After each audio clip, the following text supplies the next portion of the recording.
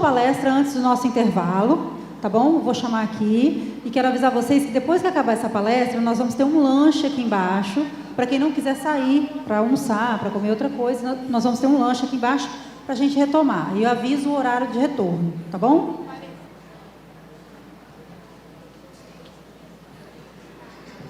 Isso, assim que a gente voltar no horário certinho, nós vamos ter um sorteio, logo no início da tarde. Então não se atrasem. Para estimular, né? O tema da palestra agora é Direitos das Pessoas com Deficiência. Vamos chamar um advogado formado pela UFRJ, mestre em Direito pela UFRJ, titular do Conselho Nacional de Direitos da Pessoa com Deficiência, CONAD, membro da Comissão Nacional de Defesa dos Direitos da Pessoa com Deficiência, da OAB Rio de Janeiro. Autor de livros sobre direitos das pessoas com deficiência. Pai do Gabriel, pessoa com T21, e do Tiago, Gonzalo Lopes.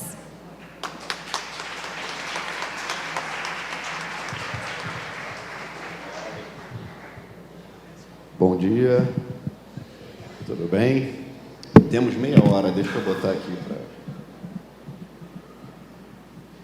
Érica, meia hora, né? Tá. Primeiro eu quero agradecer a Érica, né, médica da minha família, parabenizar a equipe de enfermagem da UERJ. Não sei se tem alguém aí, não vou entrar em detalhes, mas parabéns. Acho que é fundamental a postura que vocês têm desde da academia. Vou falar um pouco para vocês da minha vida. A Alessandra, tem um pessoal aqui que eu conheço de muito tempo. O Gabriel tem 10 anos, o Tiago tem 7, vai fazer 8. O Gabriel tem síndrome de Down. O Tiago é surdo bilateral profundo, implantado. E tem os 2 filhos e os 2 com deficiência. Foram os 2 que me trouxeram também para cá, né? Eu fiquei um tempo afastado, até por isso que eu falei da Alessandra, que é uma amiga querida, que a gente se encontrou numa reunião do Movimento Down há, sei lá, 8, 10 anos aí, fácil. Daí estou encontrando um monte de gente, Patrícia, Suzane, tem uma galera, Ana, tem uma galera aqui que eu conheço de um tempo e que deve ter reparado que eu me afastei um pouco. Eu vou aproveitar para falar um pouco sobre isso. Eu vou separar a fala em 3 momentos, tá? Vou falar sobre saúde, que é para tentar pegar os pequenininhos e as pequenininhas, que eu acho que a primeira informação mais necessária e útil quando a gente fala de nascimento, de criança, de bebê, é a parte da saúde. Depois eu vou falar um pouco de educação, tá? Que é o imbróglio de todo mundo aqui que tem crianças como eu, né? E na fase do meu, então, ali, pensando nesses 10, 5, 7, 8, né? Começar em alfabetização e os processos posteriores ali, sempre complicado. E vou falar depois da parte dos jovens e adultos. Aí vou falar um pouco de interdição, falar um pouco do todo. Então, vou tentar separar em 8 minutinhos cada tema e vou compartilhar um pouco a minha vivência, que eu acho que pode ajudar vocês, porque é quase que um relato pessoal, mas eu acho que ajuda, porque senão vocês não aguentam, tá? Vou começar por esse relato e depois a gente vai por essas etapas. Deixa eu ficar controlando aqui. Tá. Eu, quando... né, a Roberta ficou grávida, a Roberta é a mãe dos meus filhos, dos 2. A gente fez a gestação normal, todos os exames pré-natais, tudo direitinho, super bem acompanhado com profissionais de referência, assim. E por que eu falo que são profissionais de referência? Porque o inusitado aconteceu e às vezes a gente tem...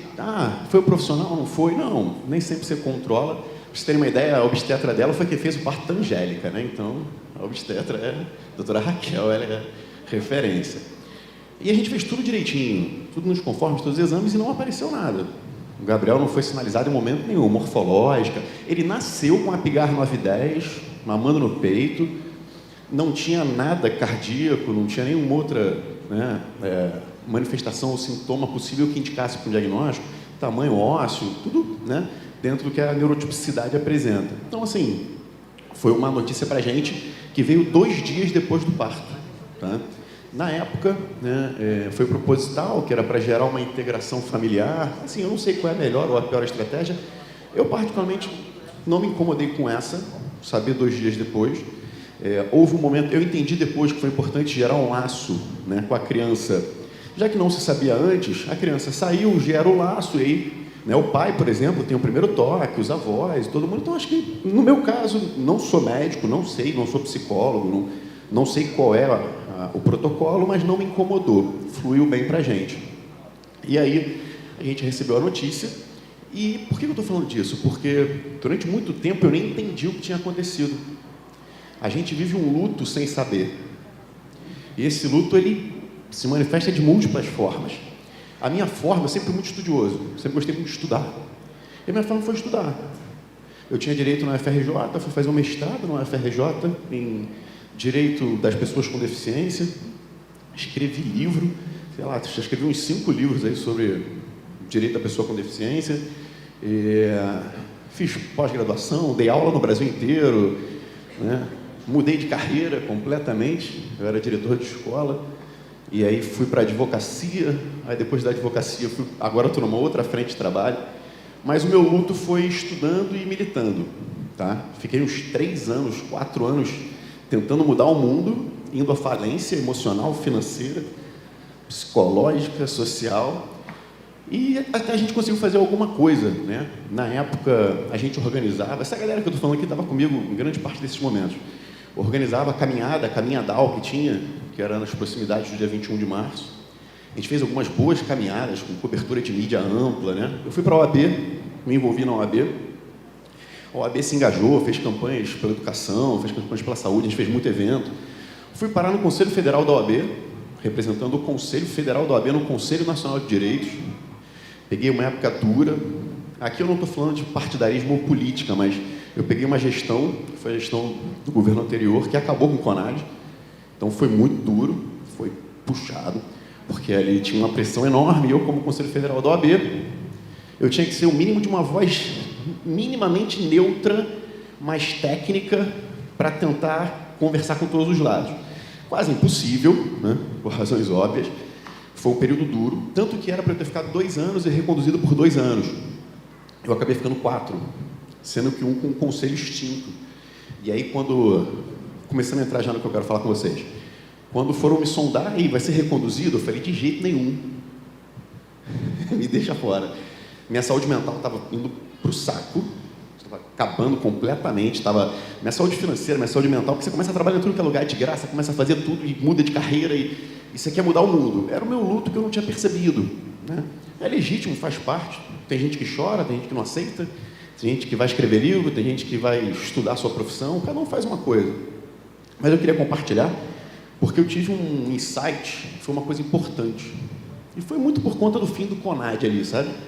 Que foi o seguinte, falei, chega, vou parar, vou me reorganizar e vou salvar minha saúde mental. Então a primeira coisa que eu quero falar aqui é que você não tem que ter culpa ou se julgar, se em algum momento você parar e falar assim, calma aí, deixa eu entender o que está acontecendo. E foi um momento que eu me afastei, foi bom para mim. A Alessandra deve saber, tem uns 2 ou 3 anos aí que eu consegui me reorganizar emocionalmente, tudo financeiramente, psicologicamente. E aí o que acontece? Quando você está bem com você consegue transbordar, você consegue ajudar o próximo. Eu criei uma teoria, que é a teoria do avião, né? Quando a máscara cai, você tem que ter consciência que você tem que botar primeiro em você. Você só consegue colocar nas outras pessoas se você estiver com aquele oxigênio. Isso pode parecer besteira para algumas pessoas e outras estão entendendo exatamente o que eu estou falando. Se você não parar, racionalizar e entender, você pode não conseguir seguir, tá? E vocês normalmente têm... Vocês que eu falo sou eu também. Mas a mulher um pouco mais por conta de toda a estrutura social. Vocês têm uma tendência ao sentimento de culpa muito forte. Vocês se culpam. Vocês nem compartilham culpa, por exemplo, com os pais das crianças. Ou com seus amigos profissionais quando você trabalha. Ou com quem quer que seja. Então, eu queria deixar só esse recado, porque a gente vê aqui, predominantemente mulheres, num sábado de manhã, eu aposto que online também. E isso é muito bom, mas é muito perigoso se você não entender que você não tem a responsabilidade toda sozinha e que você não consegue sozinho. Você tem que... Primeiro você precisa de você, tá? Então o primeiro ponto que eu acho que é importante, porque a gente fala muito de direito, eu vou falar de um monte de coisa aqui agora. Aí eu vou jogar um monte de informação e eu não quero que você se sinta culpada. Ah, mas eu ainda não fiz uma ação judicial. Ah, mas eu ainda não fiz um plano de estudo. Ah, mas eu não estou preocupado com o meu filho quando ele ficar mais velho. Senão, não funciona. Então, a primeira coisa que eu quero falar com vocês é que a gente está fazendo um evento para ajudar vocês. E o primeiro aspecto que você tem que se preocupar é com a sua saúde mental. Calma. Vai ter um monte de coisa que você não vai ter feito. A gente está vendo aqui profissionais de referência falando sobre o assunto. Ah, mas eu não estimulei todo dia, eu não estimulei de tarde. Calma. Eu também não. Muita gente também não. Eu acho que ninguém consegue fazer tudo. Então, assim, eu vou começar a passar um monte de informação, mas, por favor, tá? Quero matar ninguém aqui, não. Tá? E vamos para as informações, porque a gente tem pouco tempo, ainda tem 22 minutos. Mas vai dar para passar. Então, o primeiro ponto mais importante, talvez, de tudo que eu vou falar, é que a gente tem que ter equilíbrio. O que eu fiz? Tirei uns 2 ou 3 anos sabáticos da militância, parei, respirei, e agora eu voltei. Voltei para a comissão da OAB, da deficiência, voltei para a comissão de prerrogativas da OAB, para atuar em defesa dos advogados e advogadas com deficiência na OAB, né, de prerrogativas da advocacia. Voltei para o Conselho Federal da OAB, na Comissão Nacional de Direitos da Pessoa com Deficiência. Voltei para os eventos, voltei para bater papo. E voltei para a minha vida para poder voltar transbordando informação e outras situações que eu possa ajudar. Então, foi o que eu falei. E hoje eu posso falar com tranquilidade, porque quando eu resolvi me afastar, eu me afastei num surto, assim. Eu não queria, mas me afastei, porque eu precisava. Não faça que nem eu, não. Fique tranquilo, fique tranquila. Fala, não, eu vou tirar uns 6 meses, vou me acalmar, deixa todo mundo lá, daqui a pouco eu volto. O movimento segue, as pessoas seguem, e se você não fizer isso, você não consegue seguir. Eu estou falando isso ligado à deficiência, mas pode ser qualquer coisa, tá? Pauta identitária, então, quem atua com pauta identitária, me escute, tá? De vez em quando você precisa ter um sabático, senão você não vai ter paz, seja qual for a pauta. E aí, vamos lá. Primeira etapa super importante que vocês têm que ter é a questão da saúde, né? E aí, por etapas, tá, gente? É claro que a questão da saúde é uma questão de saúde de vida inteira, mas se eu fosse dar talvez para você imprimir mais energia na saúde nas fases iniciais, sabe, assim, é importante, porque, por exemplo, você está assim agora, está com uma criancinha de 1 ano, 2 anos, 3 anos, está assim, eu vou para a escola, eu vou para a saúde, o que eu vou fazer com meu filho, com a minha filha? Concentra mais energia na saúde nessa fase, tá? Se eu fosse priorizar. Por quê? Porque todo o processo posterior que você vai fazer educacional vai estar muito vinculado, por exemplo, se seu filho ou sua filha vão receber os estímulos de fonoaudiologia adequados com a fisioterapia, com a terapia ocupacional, com a psicomotricidade, com outras terapias, para que tenha motricidade fina, para que tenha estrutura muscular de sustentar mais tempo na cadeira. Tudo isso começa ali com 1 mês, 2, 6, 1 ano, 2 anos, 3 anos. Plasticidade cerebral, né? Todo aquele processo inicial até 2, 3 anos, todos aqueles booms, né, explosões neurológicas e afins. Eu não sou técnico, mas eu sei que existe um momento de maior riqueza para isso, para esses estímulos. Então, assim, foca na área de saúde. Se eu fosse dar uma sugestão, todas essas preocupações que você tem agora, sabe, e a gente tem várias, tenta colocar um pouco para o lado e vai para a saúde. Para a saúde quer dizer o quê? Plano de saúde, setor público, para onde eu vou, tá? Hoje, nós passamos, eu nem falo para vocês de detalhes, tá? Porque não foi só o CONAD, não. Foi a STJ mudando entendimento, falando que não tinha mais direito a cobrir. Foi o caos, tá? Porque a diretriz nacional de governo influencia uma série de coisas. Foram nomeados diretores para a ANS que tinham uma postura completamente diferente em relação à pessoa com deficiência, né? Ministros do STJ, ministros outros, desembargadores que começaram a mudar entendimento, porque é uma tendência, né? Quando você tem uma diretriz mais ou menos de governo nacional, aquilo ali se replica em vários níveis que a gente não tem nem ideia. Agências reguladoras, tribunais e vários outros níveis, ministérios, né, o processo de inclusão, vou falar depois. Então, assim, eu priorizaria em saúde. E o que é priorizar em saúde? Faz um plano de saúde para o seu filho, para a sua filha, não precisa ser um plano de saúde caro. Tenta pegar as grandes operadoras por uma questão de segurança, porque se você for distribuir uma ação, vai se estabelecer um vínculo com aquele contrato que você tem, e esse vínculo é para a vida do seu filho e da sua filha, então às vezes você vai pagar um pouco mais num plano, mas vai ter uma seguradora que vai durar, sabe? Não vai ser uma seguradora que pode falir ou que pode passar por um processo de transição, tá? Mas não precisa ser o melhor plano, não. Não importa qual é o plano. Para ação judicial, você tem outros requisitos. E aí faz o plano de saúde. Se você tem um plano, por exemplo, de trabalho, de afins, eu acho que se for necessário agora utilizar isso, ok. Né? Eu, por exemplo, estou com um plano bom no meu trabalho, estou botando os meus filhos, mas eu estou para distribuir uma ação, inclusive, para os meus filhos, e eu não sei exatamente o que eu vou fazer. Porque o trabalho, você é vinculado, você não é vinculado, você pode estar lá e, de repente, você fazer um plano só para aquilo ali, funciona. Não é irregular, não é ilícito, não é nada. As operadoras oprimem a gente em 1000 aspectos, você tem que ter MEI, tem que ter isso. Então, assim, Tem problema nenhum você exigir que a operadora garanta o atendimento para o seu filho e para a sua filha. E ela não garante por má fé. Porque você paga a mensalidade, a pessoa tem uma deficiência no cálculo atuarial, ela deveria ser contada e deveria ter no plano de saúde profissional com Bobat, com Prompt, com APA, com Denver, com Padovan, com plataforma Galileu, com todas essas técnicas. Tá? E eles não contratam. Não contratam por questão financeira. Eles têm a obrigação de prestar o serviço. Não é porque meu filho ou minha filha tem deficiência que isso exime o plano de saúde da responsabilidade. Então, coloque a ação judicial sem pena. E eles vão enrolar vocês, vão atrasar, vão dar carta de pagamento um mês, vão pagar 80% de reembolso, vão ficar te enrolando o máximo que puderem para você não distribuir a ação. Não, distribui logo. Já vai direto para a briga, porque eles vão enrolar você, vão acabar com a tua saúde mental. Você vai pedir reembolso todo mês, vão pedir documento todo mês, vão te azucrinar por meses, não vão parar, você não vai ter paz. E eu não tenho pena nenhuma de plano de saúde, porque eu tenho dezenas de ações contra plano de saúde, e às vezes eles não cumprem nem com a tutela determinada. Atrasam, demoram a pagar. Então, assim, eu tenho zero pena de plano de saúde, porque é um serviço que pode ser prestado, deveria ser prestado para todos. Não estou nem julgando, não. Eu entendo o pensamento lógico deles lá, financeiro e atuarial. O que não quer dizer que eu concorde e que não acho que cabem outras ações para as famílias. Né? E aí o que acontece? O que você vai ter que fazer? O plano de saúde vai ter que juntar uma documentação. Cuidado que tem lei nova sobre o tema, porque quando o STJ mudou o entendimento, e eu nem vou entrar no detalhe técnico na mudança de entendimento, quem quiser depois eu falo, porque os bastidores são trágicos, mas quando mudou o entendimento, o movimento se organizou. As mães se organizaram, foram se acorrentar em frente ao STJ no julgamento, depois foram para as câmaras legislativas, os parlamentares ajudaram muito. Né? Hoje aqui tem representante da Luciana, da Helena, tem um pessoal que está sempre atuando muito, tá? E aí se organizaram e conseguiram uma lei. É ideal para a gente? Não. E tem uma pegadinha, mas ajuda, porque o STJ estava detonando a concessão. Várias medidas estavam sendo revogadas, tá? De concessão de terapia, de método, já estava começando a machucar. Tinha um monte de entendimento vinculado ao STJ. E aí, com a lei, mudou tudo. E o próprio STJ mudou também, que tem vários ministros, e uma ministra em especial, tá?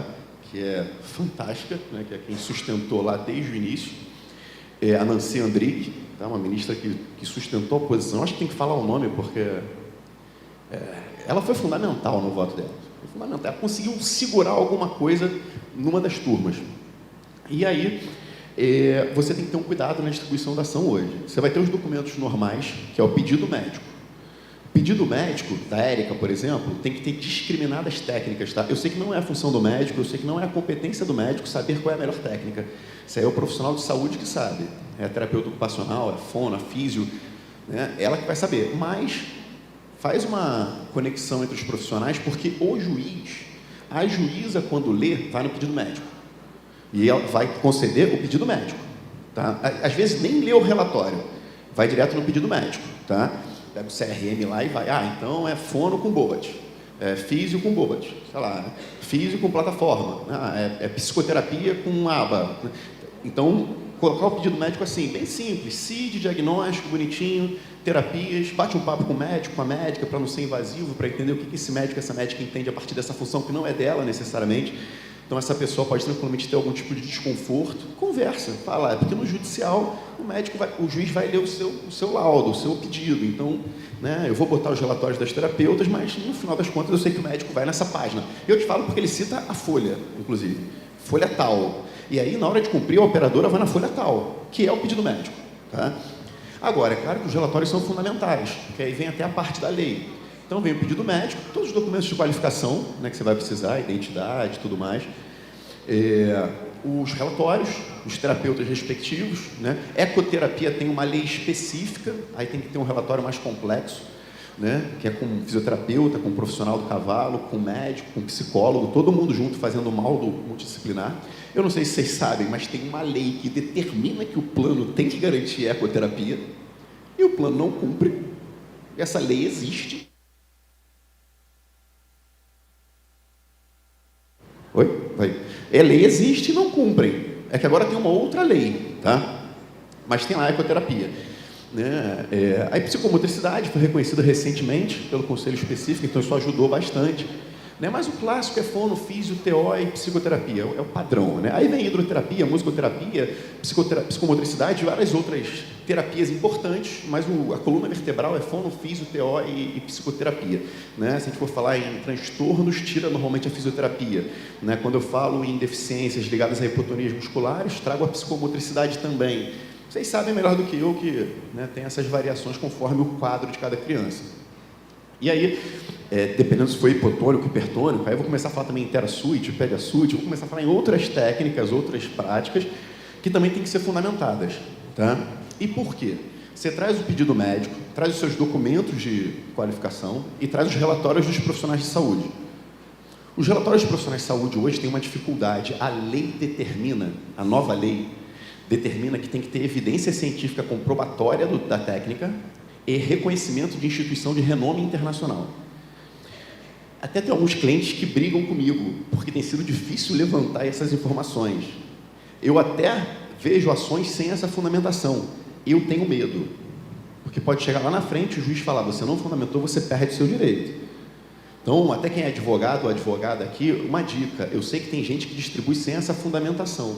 Isso está escrito na lei, isso é cogente. Se o juiz quiser não dar, ele não dá. É que realmente o judiciário é sensível e costuma dar. Eu vejo as famílias distribuindo às vezes só com o pedido médico. Eu acho isso uma loucura. Como advogado, eu não faço, eu acho uma loucura. Eu até abro mão de alguns documentos, tá? Mas só com o pedido médico, beleza, e talvez consiga. Porque a tutela de urgência o juiz dá. Só que você tem um processo de 2, 3, 5, 10 anos. E as operadoras vão recorrer. Aí você entra só com o pedido médico. Aí vai para o processo de conhecimento e prova. A operadora vai juntar 1000 documentos sobre as suas técnicas. Você não comprovou nada. Pode ser que lá no final você perca o direito. É que às vezes tem 5, 6 anos, já teve técnica suficiente, a família até aceita. Por enquanto, o judiciário não está mandando devolver valor. Aí tudo bem, até aquela técnica, aquela ação temerária ali, no final perde, mas se começar a mandar devolver valor, vai ser o problema. Tá? Então, quem é do direito aí, e para mim é difícil, que eu vejo as famílias, pô, mas o pessoal distribui e consegue. Eu falo, cara, tudo bem, mas assim, é um risco. Eu sou especialista, eu estudo, eu acompanho a formatação da lei, eu acompanho o STJ, eu sei como é que funciona. Você pode distribuir assim, você vai conseguir, eu te respeito, eu não julgo não, vai lá, esse advogado vai te dar menos trabalho. Mas eu já vi um monte de decisão depois por trás. Então, é complicado. É a mesma coisa com os profissionais de saúde que eu estou falando, mas isso não é importante. Né, eu entendo a ansiedade da família, tá? Eu super entendo, mas como um profissional eu tenho que falar isso para vocês, tem uma lei hoje específica, tá? Que pede comprovação. E aí a gente até para os profissionais de saúde, já falei com a Érica, vou até botar no grupo lá, porque eu já acabo com muitas famílias, já tenho muita coisa, muita documentação. Pô, a integração sensorial é reconhecida pelo CONFITO, beleza, já está tudo bem. A gente tem o CONFITO reconhecendo a integração sensorial como um método importante. A ecoterapia também já é reconhecida. Tem vários métodos que são. Agora, o Bobat, eu estou construindo a fundamentação. Achei uma revisão agora, técnica de Bobat, que é bem legal, da Sociedade Brasileira de Pediatria. O Prompt Idem. Então, para os profissionais também que estão aqui, para todo mundo, vamos correr atrás dessa fundamentação. Porque não tenho dúvida, o judiciário daqui a pouco vai começar a olhar muito para isso, para essa fundamentação técnica, tá? De evidência científica. E, gente, de boa, ok, a gente precisa comprovar que as técnicas que a gente está usando são técnicas boas. Eu sei que às vezes é difícil isso, mas a gente precisa comprovar. Né? Não tem muito como correr disso, não tem como sustentar uma narrativa contrária. Não, essa técnica foi banida de um país. Cara, então a gente precisa entender por que aqui funciona, porque é uma técnica diferente. É um modelo que lá era de uma forma, depois foi revisada e a estruturação é diferente. Eu tenho isso. Então, é importante que vocês tenham. Eu estou aproveitando para falar com você que tem muito profissional de saúde nisso, porque eu preciso da ajuda de vocês. Eu preciso fundamentar essas técnicas, né, para botar para as famílias. Já tenho bastante coisa, tá? Esses aqui que eu falei, basicamente, já tem muita coisa legal, tá? Mas é bom a gente ter essa estrutura. Eu vou pedir lá no grupo, vou aproveitar que a Érica juntou um monte de profissional bom e depois eu vou mandar lá. Gente, se vocês tiverem aí, manda para mim, porque eu levo para minhas famílias. Cara, eu tive família traduzindo artigo de prompt, porque tem que ser em língua portuguesa, não pode ser em inglês. Gastaram R$ 2.500 numa tradução de uma revisão de prompt que me ajuda. Agora, assim, Brasil tem que ser língua portuguesa. Eu não posso juntar documento estrangeiro, em língua estrangeira. Ainda tem isso. Então, é difícil. Tá? Mas finalmente consegui pegar um artigo, uma revisão boa de prompt. Eu estava sem. Aí peguei uma revisão legal. E tem, eu sei que tem. Só que eu preciso da ajuda de vocês. Eu estou falando de prompt aqui, peguei para Cristo, né? Mas todas as técnicas. Tá? Então, assim, Algumas, por exemplo, o ABA já tem normativas específicas da ANS, já facilitou um pouco, né? Porque normalmente o movimento ligado ao transtorno do espectro autista é muito ativo. Não brincam, não. E o ABA é muito comum ligado ao autismo. Então, houve uma briga grande, uma consolidação nesse sentido. Então, é importante a gente ter essa estrutura. Então, é isso, basicamente. Você vai pegar o pedido médico, vai pegar o relatório de profissionais, vai pegar a comprovação científica e vai meter a ação. Tá? E aí, a ação, assim eu te garanto que a chance de êxito é gigante. Gigante. Se perder na primeira instância, vira na segunda. Tá? Você está com pedido médico, está com relatório dos profissionais, está com comprovação científica, você tem a negativa do plano, desculpa, que é super importante que eu não falei. A negativa pode ser uma gravação de um local que eles indicaram que não tem, ou pode ser negativa de reembolso, parcial ou integral. Está negando. E eles não vão ter o profissional, porque o profissional, para ter um curso, um BOBAT, um PONT, ele tem um valor mais alto, porque ele se qualifica, se capacita para ter aquela capacitação. Paga para isso, gasta energia para isso. E as operadoras querem pagar 20, 30 reais numa sessão. Um profissional nesse gabarito nunca vai estar nesse valor. Não tem como, senão não consegue se capacitar, não consegue gerar vida. A vida precisa também dessa estrutura financeira que a gente tem que ter. E aí os profissionais têm um valor mais alto, legitimamente. Aí a coisa acaba não acontecendo para os planos de saúde. Eles querem pagar 20, 30 reais, então já te garanto que a operadora não vai ter. Agora, a operadora vai jogar sujo. Quando você chegar na justiça, tem duas em especial, que quando você distribui a ação, ela vai indicar locais, algumas clínicas que têm profissionais. E uma delas é no Recreio, inclusive, é uma boa clínica. Pode ser que se você mora no Recreio, na Barra, e tenha essa operadora ou essa outra, você vai ter que ir para essa clínica. Mas ok, que tem bons profissionais. Só que teu advogado ou tua advogada vão ter que vincular. Então beleza, essa clínica tem um profissional, então vai ter que ser esse profissional atendendo, não é o estagiário dele, não é o estagiário dela. Então tem que ter esses caminhos, mas já antecipo para vocês, é um outro risco na ação. Tem duas operadoras que vão indicar clínicas específicas. Tem uma na Zona Sul, tem uma no Recreio, que eles sempre vão indicar. Então, agora, a gente pode fundamentar um profissional que tem uma qualificação específica, porque a relação afetiva não fundamenta a decisão, tá? O juiz não olha só para o afeto. Então, a gente tem que fundamentar de outras formas. Fundamentar com proximidade, com técnica específica e por aí vai. Então, saiba disso. Mas assim a ação já funciona. A coluna vertebral são os documentos de qualificação, pedido médico, relatórios profissionais de saúde, fundamentação científica e negativas. Essa ação não tem erro. E você pode pedir todo o valor negado nos anos anteriores. Tá? Mesmo que o plano não reembolse, peça o reembolso, tem a negativa do reembolso. E depois você vai pedir danos materiais, o ressarcimento na justiça. Essa é a primeira fase da fala. Já estou com 25 minutos, vou tentar trazer as outras aqui. Mas eu sei que saúde é uma coisa muito quente, né? Saindo da saúde, seu filho e sua filha vão para a escola, né? E aí, se tudo correr bem, com uma estrutura, né, física, uma estrutura intelectual, cognitiva mais azeitada a partir de todas essas técnicas, e aí você vai para a escola. Direito pleno. Não estou te falando que você vai conseguir. Estou falando que o direito é pleno. Você pode brigar pelo que você entender legítimo para o seu filho e para a sua filha na escola. Pelo que você entender legítimo, que seja legítimo pela escola, óbvio, né? Você vai ter, aí entram os profissionais de saúde, os profissionais de educação. Por exemplo, se uma equipe multidisciplinar entende que o seu filho precisa de um mediador, você tem lei garantindo isso. Se entende que precisa de um plano nacional, um plano individual de desenvolvimento, um PEI, um PDI, tem várias siglas, tem direito a isso. E tem lei garantindo. Eu vou ser bem breve nisso, porque eu vou te falar o seguinte, basicamente você tem direito a tudo isso. Só que é o colégio do nosso filho, é o colégio da nossa filha. A gente vai brigar. Se a gente brigar, talvez a relação mude. Então, eu sempre recomendo que você dialogue, tente muito administrativamente. E vou te falar, grande parte das escolas hoje já entenderam.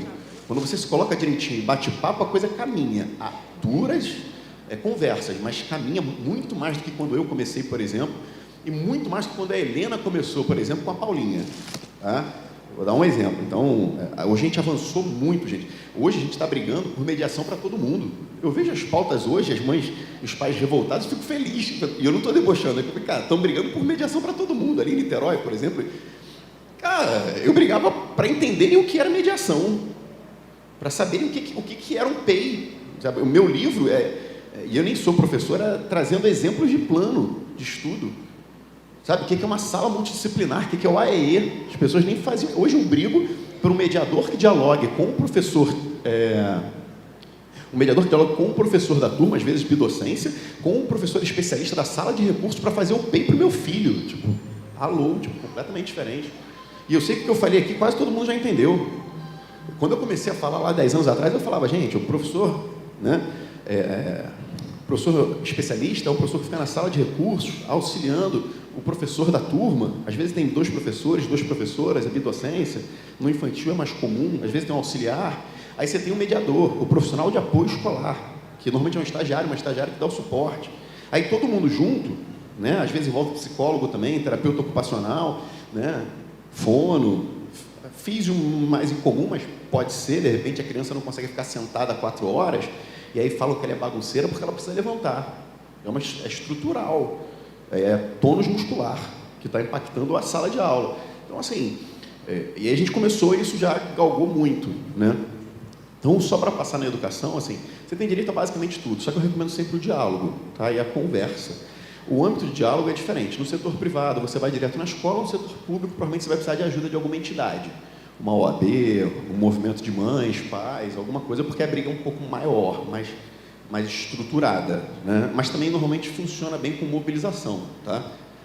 Nem sempre, né? Mas continuando. E outra coisa, cuidado com a sua saúde mental nessa fase, tá? Porque não vai ser fácil, não. E aí eu vou para a última fala, já tentando aqui, tem 1 minutinho, tá? Que é a questão da idade mais avançada. E aí eu posso falar para vocês que eu estou no meio do caminho. E agora eu vou falar coisas que são duras e ao mesmo tempo necessárias. Quando o Gabriel nasceu, eu tive uma leitura que fala, meu filho vai ser exatamente igual a todo mundo. Eu estava em luto e não entendi e não respeitava as particularidades do meu filho. Eu não conhecia ainda. Repara que eu não estou nem de longe migrando para um discurso capacitista que vai limitar a capacidade de qualquer criança com deficiência. O que eu estou tentando é compartilhar um entendimento de respeitar a pessoa pelo que ela é e não pelo que eu projeto sobre ela. Se eu for pegar o conceito básico de direitos humanos, direito agora, o que é o direito humano básico? É você respeitar uma pessoa pelo que ela é e não pelo que você projeta sobre essa pessoa. Isso vale para qualquer tema, tá? Qualquer tema. Pais que têm filhos e filhas extremamente inteligentes, mas que são engenheiros e o filho ou a filha quer ser outra profissão. 0 deficiência. Aquele pai, aquela mãe não respeitam aquela criança, aquele jovem, aquele adulto, porque escolheu uma profissão diferente. Eu tenho um filho com síndrome de Down, eu tenho um filho surdo. E aí eu comprei uma prancha de surf para o meu filho com síndrome de Down. Vamos lá, ele poderia estar surfando comigo? Poderia. Eu sigo um menino de Cabo Frio que surfa.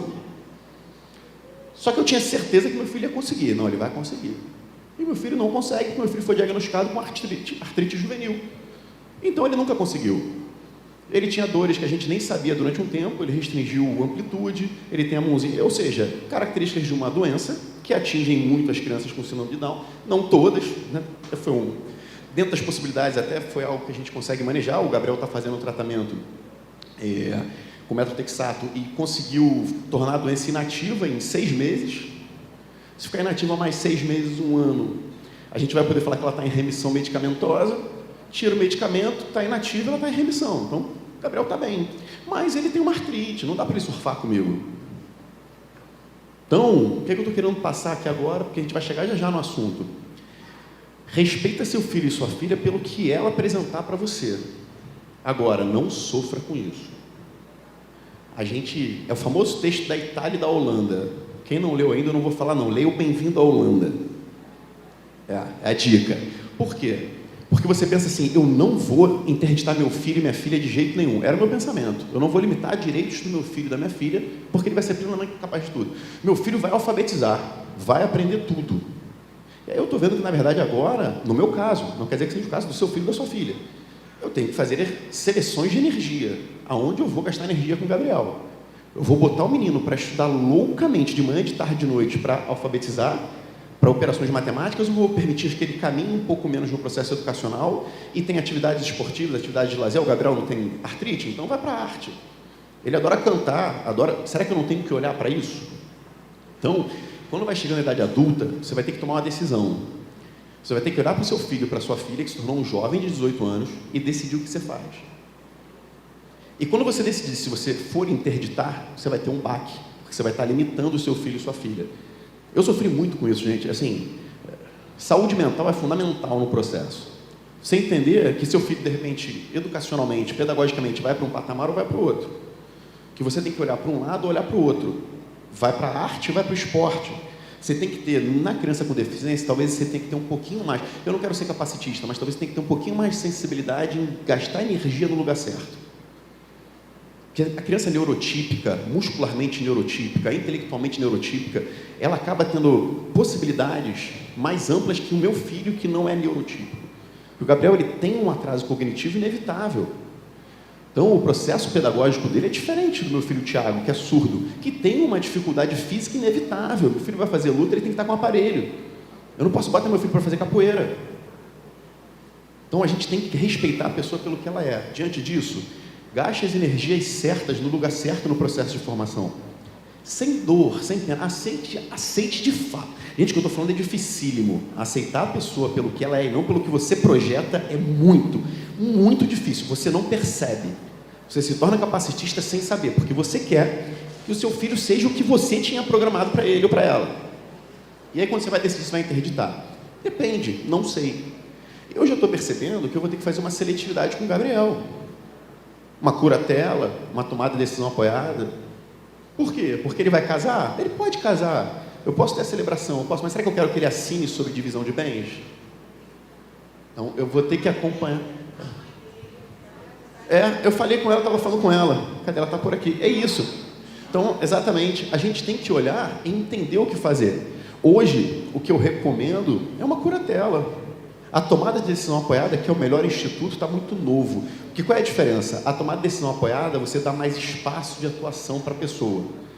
Ela passa a ter mais margem, só que isso não está consolidado no direito ainda, não tem caso quase, é super difícil. A curatela é mais segura, sabe? E assim, vai poder trabalhar? Vai poder tirar a carteira? Não sei, vai ter que passar na prova primeiro. Primeiro passo é passar na prova, de direção. Casar pode. Documentalmente, talvez tenha que ter algum tipo de restrição. Mas a celebração, o evento em si, vai poder morar sozinho? Gente, existem atos jurídicos da vida civil que talvez sejam restringidos. O que nem de longe se reflita no processo que talvez eu vejo jovens com síndrome de Down, que eles nem alcançam, que eles não têm essa liberdade. Eles são plenos. Eles moram sozinhos, estão casados, tem alguém ali curatelando, e eles nem têm noção disso. Se você for explicar, eles nem vão entender. Então, se está nesse patamar, por que você está sofrendo? Não, mas o meu filho entende, a minha filha entende que ela quer poder assinar. Beleza, então você conseguiu construir um processo, o seu filho tem uma característica que talvez não seja para curatela.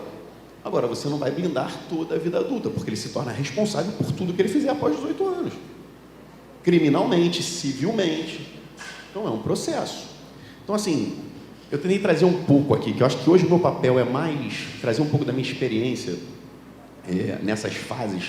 Eu já fui radical de um lado, já fui radical do outro, já lutei loucamente, já parei, fiz sabático. Então, assim, tentar trazer um pouco essa experiência de vida, porque eu acho que o lado emocional para a gente, nós, famílias, profissionais, pessoas ligadas à pessoa com deficiência, às vezes é colocado em segundo plano. Às vezes, eu vejo umas campanhas, cuide do irmão. Quem cuida do irmão, da irmã? Cuide de quem cuida, já viram isso? Então, às vezes, a gente se perde um pouco. E aí, cara, se a gente se perder aqui, sabe, tudo que você queria fazer de bom, esquece. Porque se você não consegue se cuidar, você não consegue cuidar de ninguém. Tranquilo, gente? Estourei o tempo em 7 minutos. Érica, desculpa, tentei ser o mais breve, o mais sucinto possível e pegar os temas, tá bom? Eu vou continuar por aqui, tá? Uma ajudante.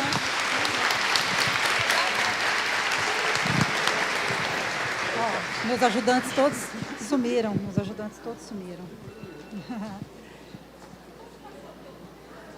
Érica, agora vamos fazer o quê? Dá o microfone. Gente, desculpa, contato.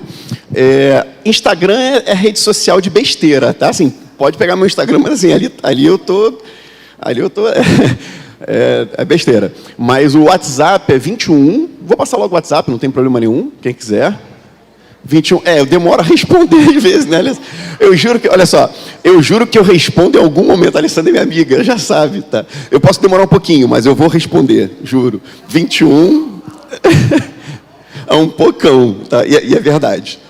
9, questões profissionais aí que eu precisar, de repente eu encaminho para alguém, ajudo, faço, sei lá, se tiver com alguma coisa, quiser desabafar lá também, eu não me meto na área dos outros não, entendeu? Se eu sentir que não é para mim, eu falo, ó, tá, vai lá, conversa com o Beltrano. É 21 9 8819 1514. Tá? Meu nome é Gonzalo, Gonzalo. 21 9 8819 1514. Gonzalo. Eu nunca dei meu WhatsApp assim, nunca, primeiro evento. Só que a gente está com o tempo apertado e eu estou bem. Eu não dava porque há tempos atrás, Alissa, eu não aguentava nem o meu telefone para mim. Imagina dar o telefone no evento. A gente morre, né? Hoje em dia, talvez eu demore um pouco mais, mas assim... É só agora, manda mensagem se você pensar em alguma coisa legal, que eu vou ter que responder depois com calma. E Instagram é Gonzalo. Se botar Gonzalo Lopes com Z, acho que só tem eu lá, tá? Valeu, gente.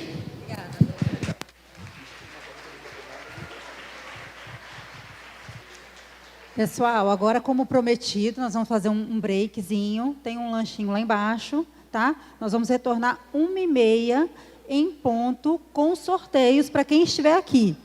E a Ive, do @Mundo da Ive, está aí fora. Quem quiser tirar foto, conhecê-la, tá bom?